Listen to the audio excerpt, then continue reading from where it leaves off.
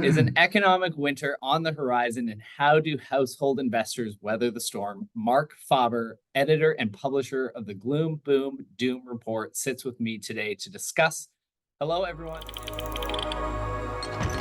Welcome to Inside the Vault with SWP. Join Mark Yaxley as we explore the latest news, reports, and some bullion basics for investors old and new. Let's get to it. Hello, everyone, and welcome back to Inside the Vault with SWP, a weekly show where we dive into the world of precious metals with the brightest minds in the space. If you're new to the show, you can find all of our previous episodes posted on the Strategic Wealth Preservation YouTube channel. The SWP YouTube channel is one of the most viewed sources for educational content surrounding precious metals on the web. While you're there, do us a favor and make sure to subscribe to the channel, hit the notification bell, and leave us a like. Your viewership and support goes a long way to helping us grow the channel devoted to educating investors on the importance of holding precious metals. I'm your host, Jeremy Varlow. I'll be joined shortly by Mark Faber of the Gloom, Boom, and Doom Report very shortly. But as always, Mark Yaxley, CEO of SWP, is with me today to give us his weekly market update. Mark, a pretty good week for metals investors. Take us through what's happened in the last 7 days and what you're following. Yeah, Jeremy, it was an amazing 9-day rally for gold. We haven't seen a rally like that in quite some time. Analysts were calling it the quiet rally, the stealth rally, because Wall Street really didn't see it coming. However, the U.S. Labor Department did release the latest inflation numbers this morning, and the markets have reacted. The Consumer Price Index, the CPI, rose 0.4% in February, higher than expected year over year at 3.2. The expectation was 3.1. Core CPI, which excludes food and energy, also climbed 0.4%, year over year rise of 3.8%. Analysts had anticipated a 3.7% increase. Now, the difference seems minimal, but that did have a pretty major reaction from the market this morning. The Dow Jones, the S&P 500, the NASDAQ, and 10-year treasuries all realized immediate gains on the news. The US dollar is also back up over 103 on the Dixie. Unfortunately, gold and silver were the losers on that latest data. Gold witnessed a significant decline for the first time in 9 trading sessions on the news and is currently trading around 2155 US per ounce. Higher than expected inflation means that the Fed may hold off on cutting interest rates, which is negative for gold sentiment. Silver also reacted down nearly 2% from its recent highs. Like I said, the recent gold rally really caught Wall Street off guard. The primary driver has been central bank buying, which really kind of occurs in the background. That's why it doesn't get picked up all the time in mainstream media. Gold-backed ETFs have not yet joined the party, and their participation will be required if and when we're going to see another leg up for gold. The recent demand for Bitcoin ETFs is probably serving as competition to the gold ETFs as well. However, fundamentals for gold's positioning as a geopolitical, macroeconomic, and inflation hedge remain strong and cannot be ignored. All right, everyone, let's bring in today's guest. Mark Faber, editor and publisher of the Gloom, Boom, and Doom Report, joins us on the show today. Mark is a distinguished investor and economist and is known for his publication, the Gloom, Boom, and Doom Report, which provides nuanced perspectives on global markets, economic trends, and investment strategies, offering readers insightful forecasts and unique opportunities in both rising and declining economic climates. Mark, welcome to Inside the Vault. Well, thank you very much for having me on your program, and good day to all your viewers. Thank you very much for joining us. Looking forward to this. I want to start just briefly looking into your background. Obviously, you're regarded as a contrarian thinker, often going against the current market sentiment. Reflecting on your extensive career, how has your investment strategy adapted in response to your experience? I'm curious if you've always been a contrarian thinker, or was your strategy more shaped over the years of observing the markets?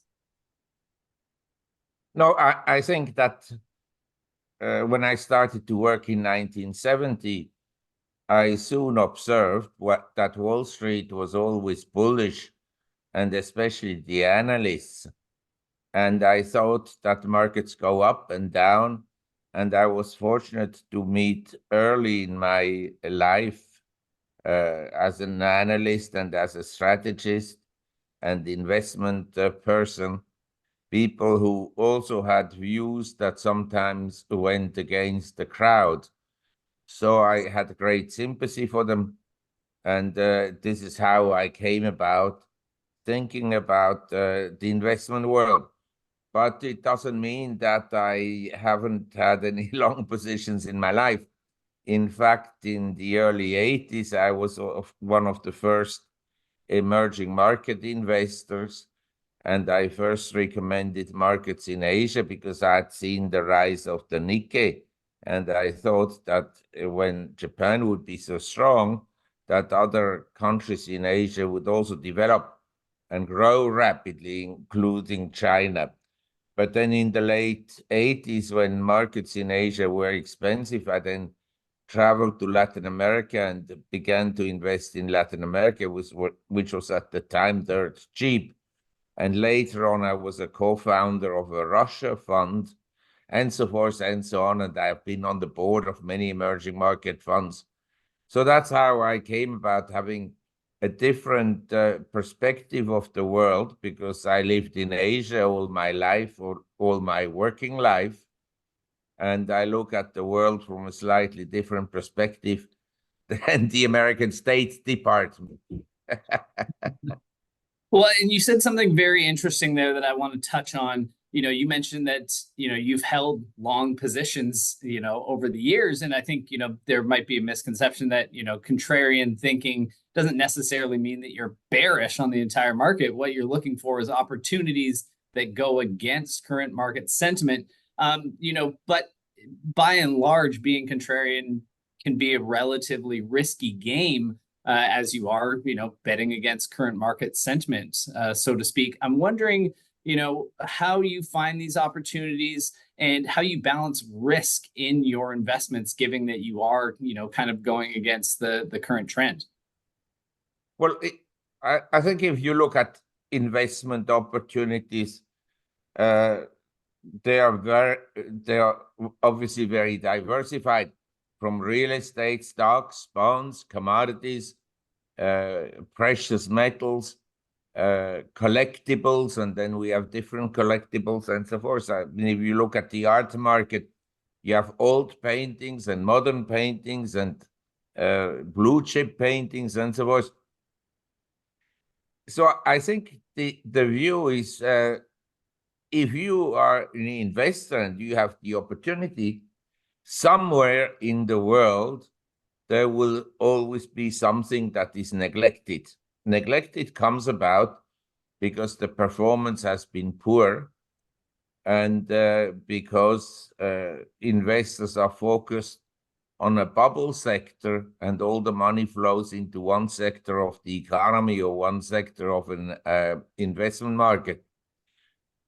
So it doesn't mean that you necessarily go against other people. You discover things that are undervalued and neglected. You don't know when they will go up. But the longer the base building period of a commodity or a stock, or say the bond market has been, the stronger the uptrend can be expected when things turn around. So there are investment opportunities that are neglected, and for years you're not going to make any money, but eventually you can make a lot of money. And if you're lucky and you can buy neglected at the high yield, in other words, you have a high dividend yield, then the waiting period is not entirely useless, because you get the dividends or the interest on the bonds and so forth. You said a couple of things in there that caught my ear. You did mention precious metals there, and obviously, this is a precious metals centric podcast here. I want to talk a little bit about that, what we've seen with gold over the last few days, and really the last, year and a half or so. You talk about on a lot of podcasts that I've seen you on, you talk about the current state of the markets for, younger investors, people that might not have, the same cash flow as these institutional investors, where do they find opportunities, and why do you think that precious metals are such an important part of someone's investment portfolio? Well, young people are more attracted towards cryptocurrencies because they're more interested in immediate gains than long-term gains. But let's say the main problem I have with cryptos is not that the idea is bad or that it won't replace paper money over time. But my problem is this: if there is an emergency in life, someone switches off the entire internet, someone switches off the lights or electricity or water and so forth. It's a chaotic situation, but especially chaotic because if people who live in a large city like London, Munich, London, Tokyo, and so forth, if they go to a shop and they want to pay their bills with a prepaid card or credit card, it will not work, period, when there is no electricity and no internet. On the other hand, if I go with a small coin denomination, say, of course, you can't go into a shop with a kilo of gold because a kilo of gold is, say, close to $60,000. And you can't change that.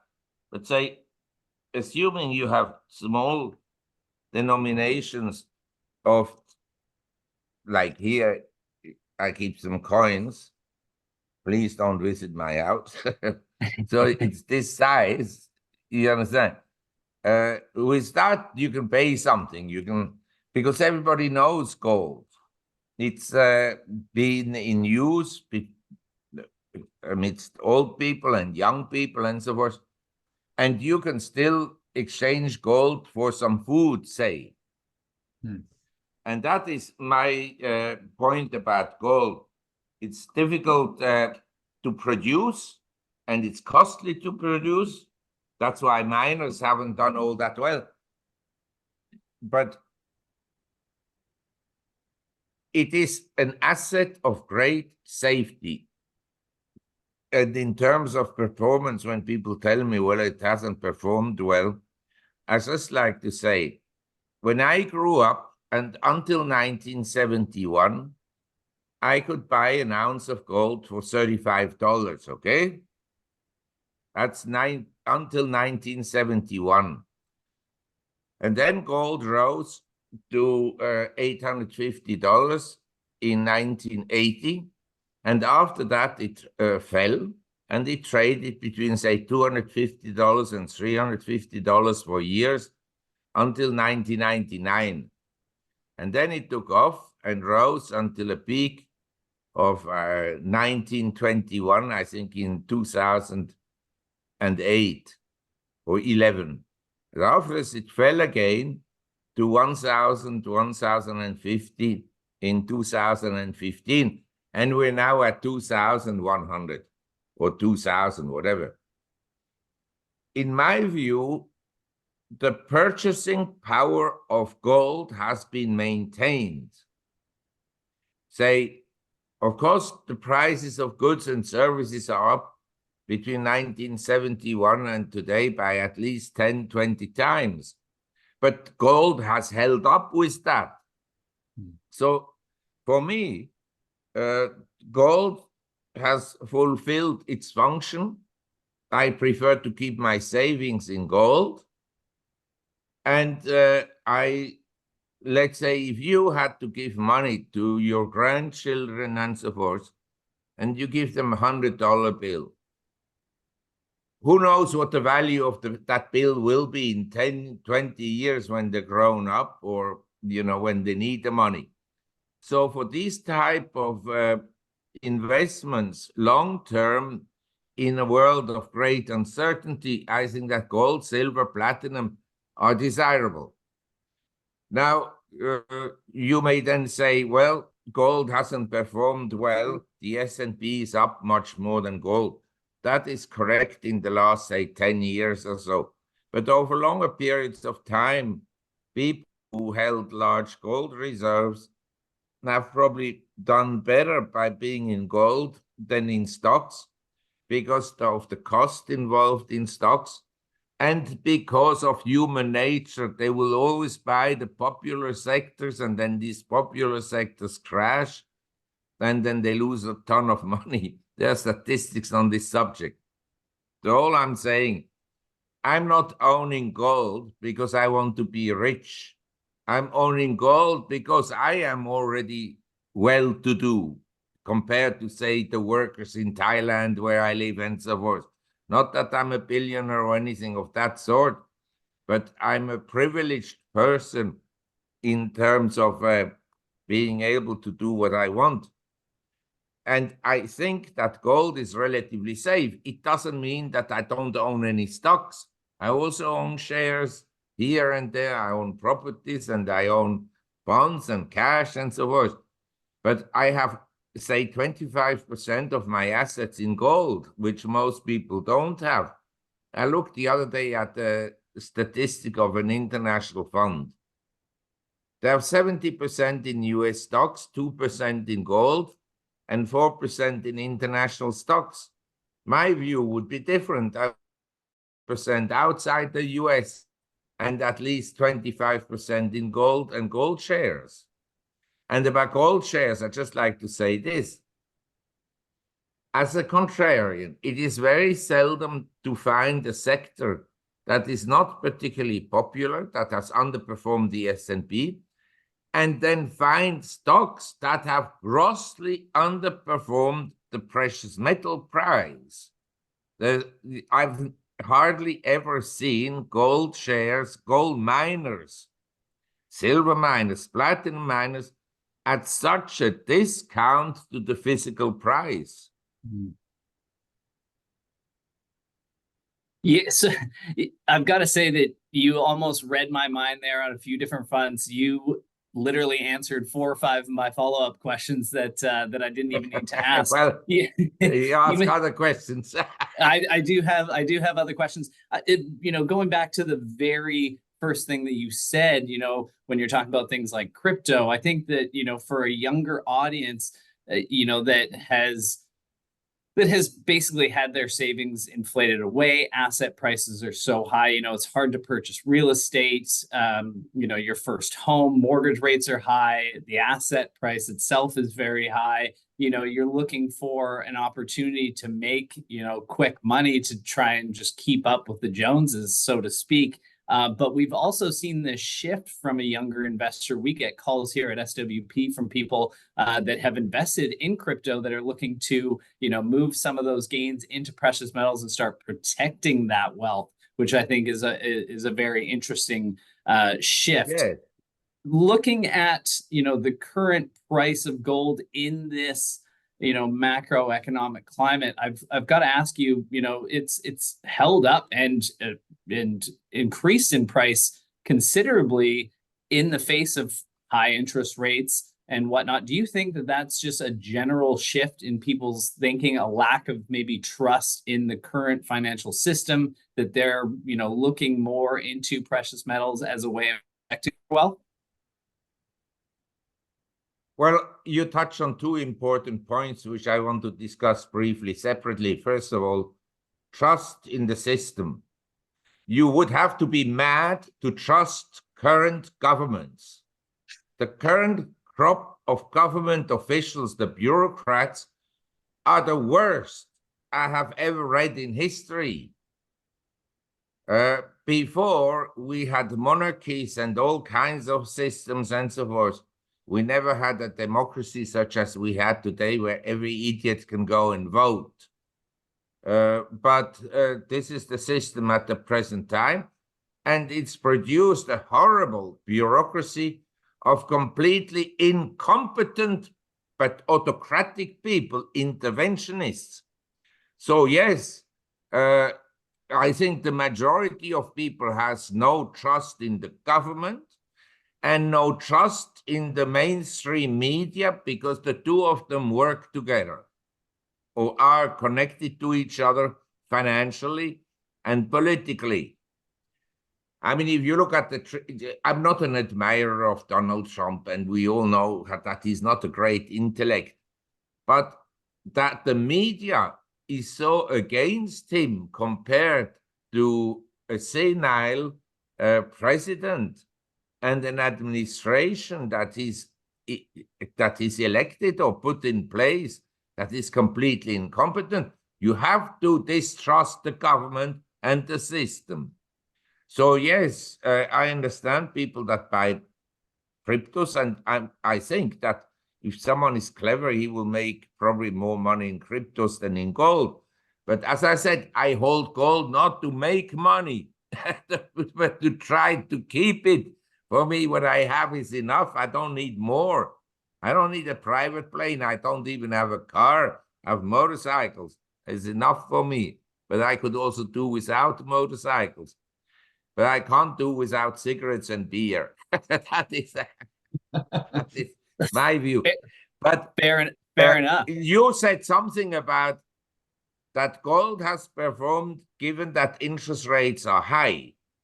That I want to dispute. In my view, interest rates are not high enough because if we define tight monetary policies, we would have to define tight monetary policies as having high real interest rates. So the rate of inflation would be, say, 5%, and interest rates 9%. That would be tight money. But at the present time, the 10-year treasury is a little over 4%.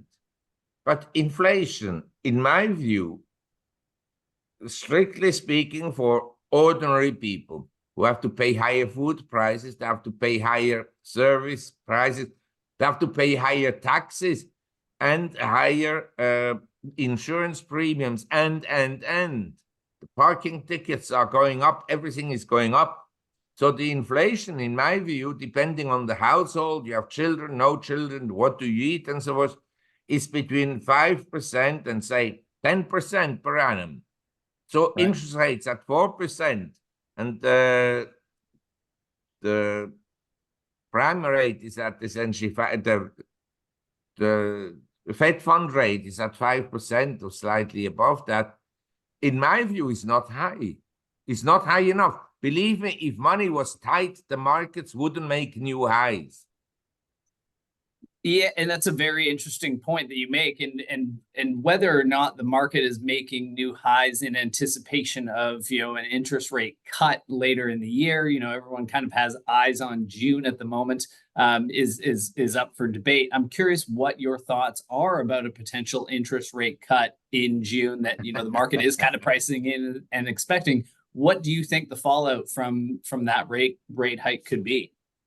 A rate cut, I should say. I want to tell you how central bankers think, because then you can deduct how they will act in future. A central banker, he looks at the rate of inflation. Normally, he gets that wrong. And the reality is simply, your cost of living and mine are about 25% higher than they were 3 years ago before COVID. Now, we may debate, is this 25% or 35% or 20% and so on, but they're higher, okay? The central bankers then go and they say, now the rate of inflation is going down. Correct. The price increases are going down, but they're still up 25% from the level of 3 years ago.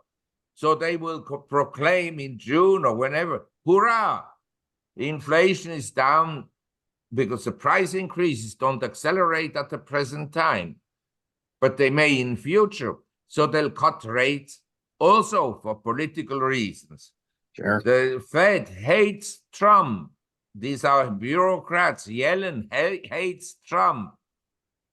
Powell doesn't like him and so forth. So they want to make sure that Biden gets reelected. And the third factor that you have to consider is this.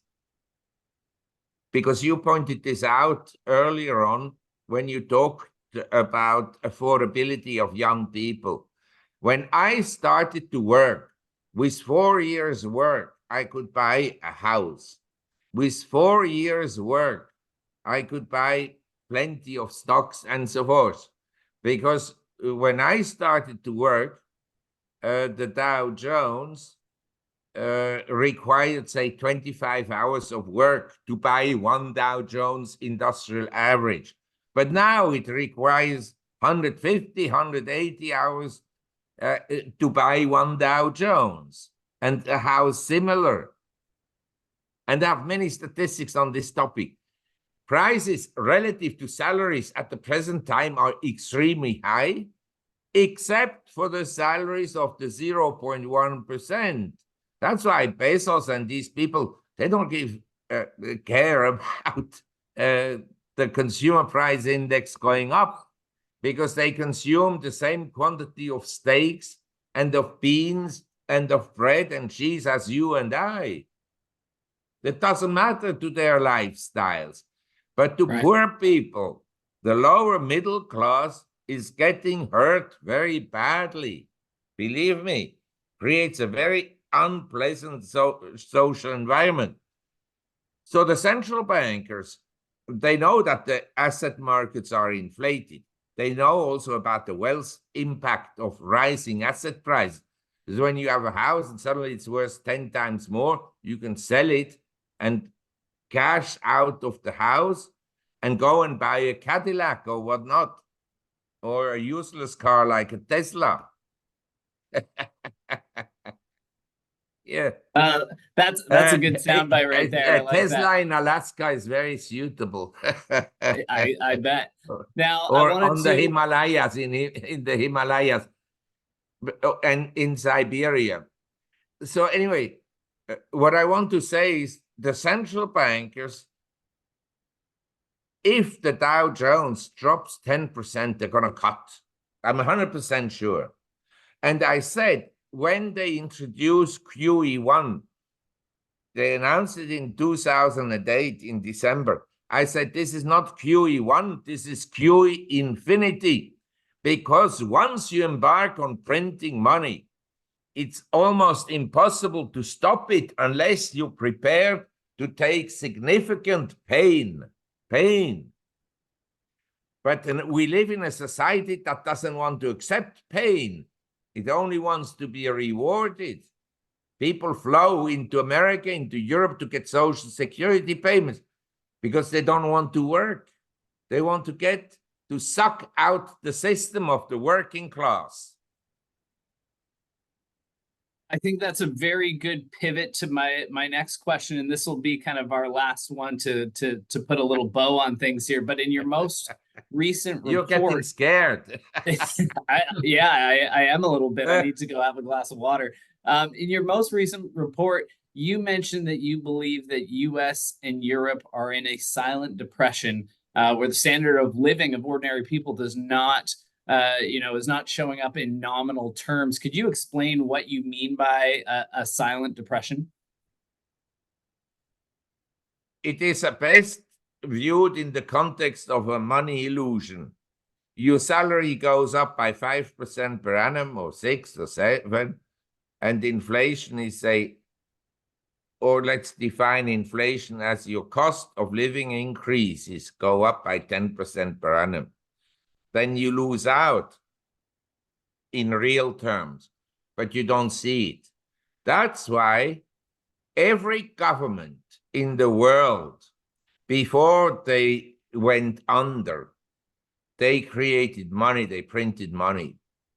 It's already observable before the Romans and so forth, the Spaniards, the British. They all printed money because the ordinary people have a difficult understanding of money, what money is and what liquidity is and so forth. I also don't know for sure what money is, quite frankly. And there are some observers, they looked at M2. M2 hasn't been growing much and has been actually falling from the peak level. but there's still plenty of liquidity, and liquidity has been expanding since last October. That's why the Dow and the S&P and the Nasdaq soared. That's why gold went up, and that's why cryptos exploded. Believe me, if money was tight, the asset markets would not be where they are. And that's why I think that the central banks will probably cut rates, but they shouldn't. What the rate cuts will do is reinforce the inflationary cycle, just as we had in the 1970s. And I urge your viewers to read some of the old speeches of Milton Friedman and to listen to them. They're all available on YouTube. The great examples of an economist who actually thinks in common sense. Because nowadays, the economists, they live in a world apart from reality of the ordinary people. That's fantastic. And that really does put a nice little bow on things there. I was going to ask you for your final thoughts, but mentioning Milton Friedman there, are there any other speeches, any other channels that people can go? And while you're at it, give a plug to your report and where people can find that as well. They should stay on your channel. It's a wonderful channel. We appreciate it. We appreciate it. And thank you very much for your time. Yes, thank you very much for your time as well, Mark. And just before we let you go, where can people find more of your research, thoughts, and analysis? They can go to the website. It's called gloomboomdoom.com. It's all in one word, gloomboomdoom.com. And I have 2 newsletters per month. One is more detailed and more costly, and the other one is also detailed but less costly. Well, I certainly encourage everyone to go and check those out. We thank you very much for your time, Mark. I suspect that this won't be the last time that you're on the show. We'll definitely look forward to having you back. Thank you. Thank you very much. All right. Have a great day. Bye-bye. That was a fascinating conversation. We'd love to thank Mark for being with us today. It's now time for our weekly Bullion Basics segment. So let's bring Mark back in to educate us on how to be a better, more informed metals investor. Take it away, Mark. Absolutely, Jeremy. What a legend Dr. Faber is. I mean, that's got to be one of the best interviews I've ever seen in my career. The smoke just capped things off. I mean, I was jealous. I wanted to light one up too. This week's Bullion Basics, talking about product premiums and how they reflect demand. Now, this is something we've touched on in the past, but it's kind of timely to speak about it right now. One of the interesting takeaways of the recent rally, which analysts, as I said earlier, dubbed the quiet rally, the stealth rally, is that demand from certain segments of the precious metals market has not been reflective of the all-time high prices that we've been seeing. Central banks are buying record amounts. The futures market is busy, but gold-backed ETFs and investors buying physical products, particularly in the US, haven't quite been, as busy as we would have expected when you're seeing these continual gains in gold and all-time record highs. So how do we know that demand for physical product is lower than expected? That's because we receive at SWP daily price sheets from the mints, the refiners, and the wholesalers to show us what their current product premiums are. Premiums from those high-level sources are an excellent indicator of what's going on in the physical product market. As demand increases, their inventories become smaller and premiums go up.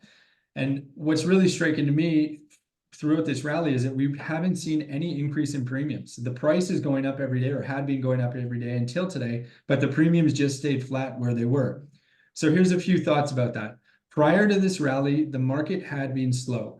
And so suppliers may have built up a glut in inventory. So that could be reflective of why we're not seeing premiums jump up right away. But generally, that inventory will get burned off pretty quickly. The second thought is this is a reflection of mainstream physical investors not yet coming to the party, not yet participating in the rally. So when they do, and they always do, they just take some time to get there. Not only will premiums go up, but also the price of gold can be expected to go up. And my third thought is It's a good buying opportunity when you see, you know, a lot of momentum in a market and the premiums for the products that you want to be buying, those gold eagles, gold maples, 1 ounce gold bars, kilo gold bars are still really, really low. That's an interesting opportunity that you don't often see, because I can tell you once premiums start moving up, it happens really quickly. It's like a daily event. They just creep up, creep up, creep up to the high premiums that we'd experienced over the last 1 or 2 years. So that hasn't happened yet. So maybe a good buying opportunity for people right now. Thank you for that, Mark. Very timely insight there. That is all for us today. Thank you so much once again for watching, and to Mark Faber of the Gloom, Boom, and Doom Report for joining us. Head on over to gloomboomdoom.com. Subscribe to Mark's report. Also, check out the Strategic Wealth Preservation YouTube channel for all of the information you need to know on precious metals investing, or send us an email to info@swpkman.com, and a member of our team will happily assist you. Until next week, stay safe and happy investing. Thank you for listening to Inside the Vault, the podcast that opens the door to precious metals. We hope you learned something new and enjoyed the show. See you next time on Inside the Vault with SWP.